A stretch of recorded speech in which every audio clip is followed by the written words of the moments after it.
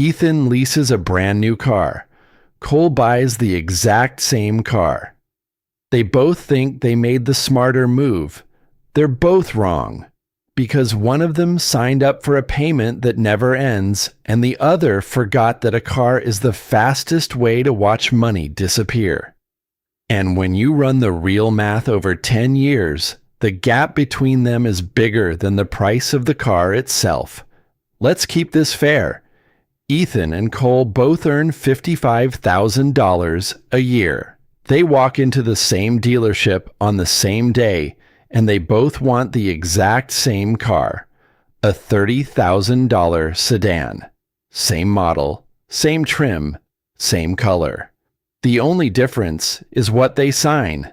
Ethan signs a 3-year lease, $2,000 due at signing, then $299 a month. The salesman smiles and tells him he's getting a great deal.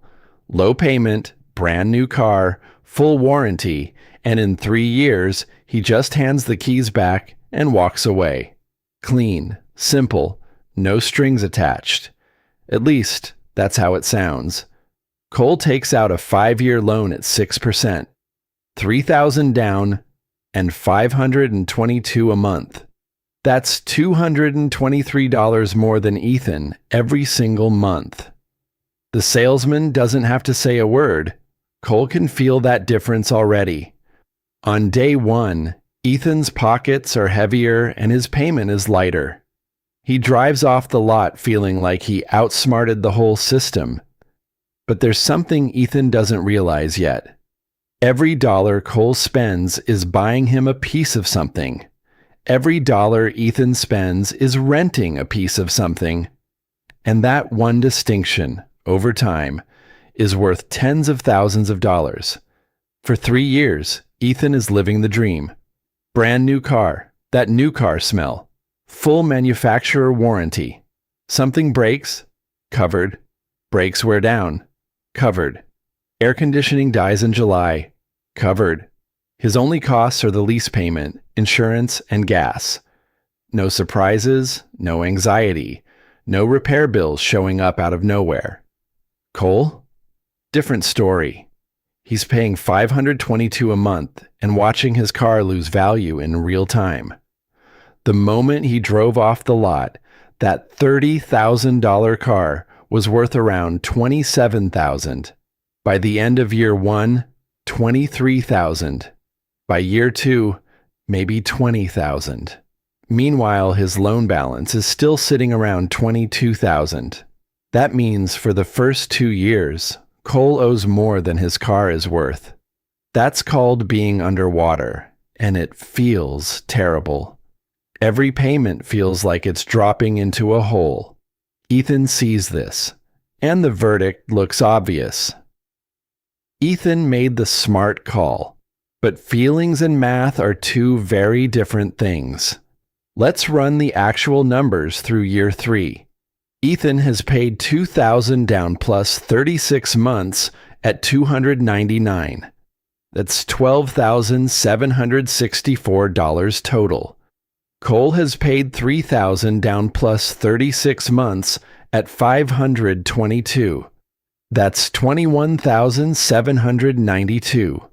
Ethan has spent about $9,000 less. On paper, Ethan is winning by nearly $10,000.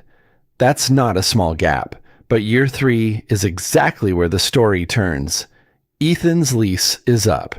He drives back with 3 options. Option 1, buy the car at its residual value, usually $16,000 to $18,000. Option 2, hand back the keys and walk away. Option 3, lease a brand new car and start the whole cycle over again. Ethan does what about 80% of leasers do. He leases again. Another $2,000 at signing, another $299 a month, another 36 months. He's back to month 1. The odometer reads 0, but the payment counter never resets. Now look at Cole. He's 36 months into a 60-month loan. He still has 24 payments left. That's frustrating, but Cole has an end date. Every payment brings him one step closer to owning this car outright. Every payment Ethan makes brings him one step closer to handing the car back and starting over. One is a conveyor belt. The other has a finish line. Month 60, Cole makes his final payment. Done. The car is his. From now on, his only costs are insurance, gas, and maintenance, about $100 to $150 a month. Ethan, still swiping his card for $299 every month. That's the danger of leasing. It normalizes a permanent car payment until it becomes background noise. But background noise still costs money. Let's check the scoreboard at the end of year 6. Ethan has completed 2 full leases, about $25,500 total, and he owns nothing. Cole spent about $34,000 on the loan, but now has 0 payments and owns a car worth $11,000 to $13,000. Subtract that, and his effective cost is around $22,000. Ethan spent more and has nothing. Cole spent less and has a car in his driveway that he owns. The flip happened quietly, but it happened. The monthly payment is the number the dealership puts in front of you. What they don't slide across the desk is the list of conditions attached to it. Mileage caps. Most leases allow 10 to 12,000 miles a year. Sounds fine. Until you realize the average driver does about 13,500. So the average driver is over the limit before the lease even ends. The penalty is 15 to 25 cents per mile over. Drive 5,000 miles over across 3 years, and that's $750 to $1,250 due on the spot. And you don't find out until the end. It just shows up like a surprise tax. Wear and tear. The dealership inspects the car when you return it. That door ding, the coffee stain, the curb rash on the wheel. All billable. And normal wear and tear is defined by the leasing company, not by you. Disposition fees. Return a leased car and don't lease another one.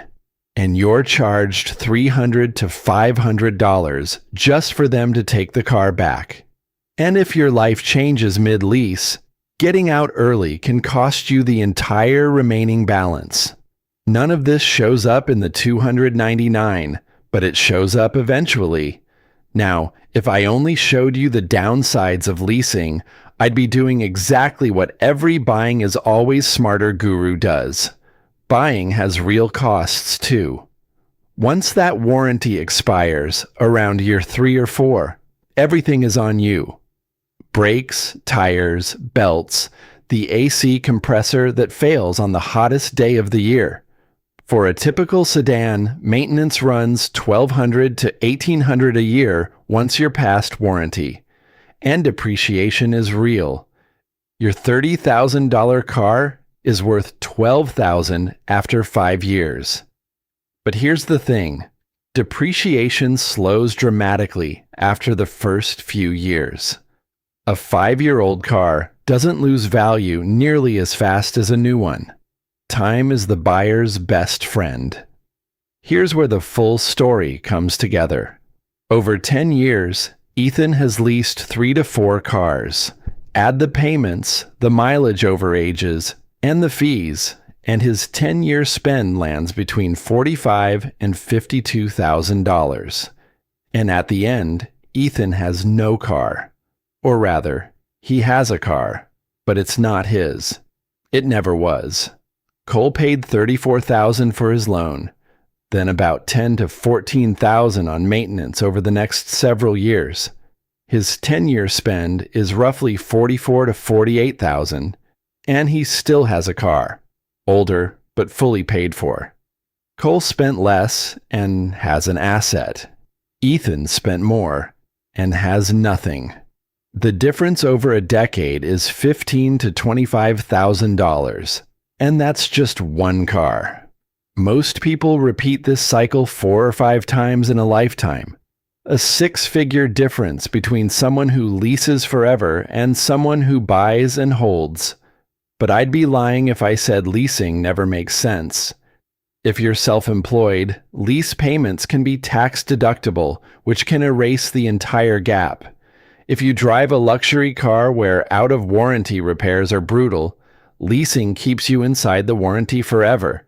And if you're the rare person who invests the $223 a month you save, you could come out ahead. But that takes discipline most people don't have.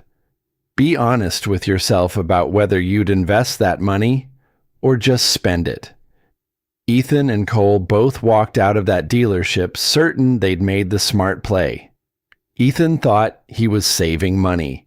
Cole thought he was building equity. Neither of them ran the numbers past month one.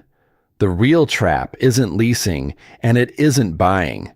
The real trap is making a $30,000 decision based on a monthly payment, without ever asking what it actually costs you over 5 years, 10 years, a lifetime.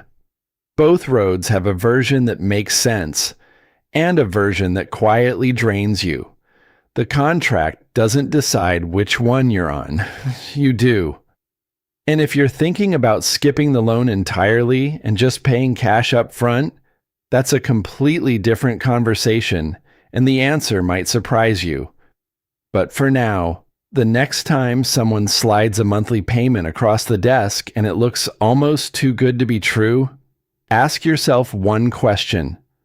What does this actually cost me when it's all over? Because that's the only number that matters. If this made you look at your next car a little differently, subscribe and hit the bell. The next one breaks down whether paying cash is actually the smart move. And drop a comment. Are you an Ethan or a Cole?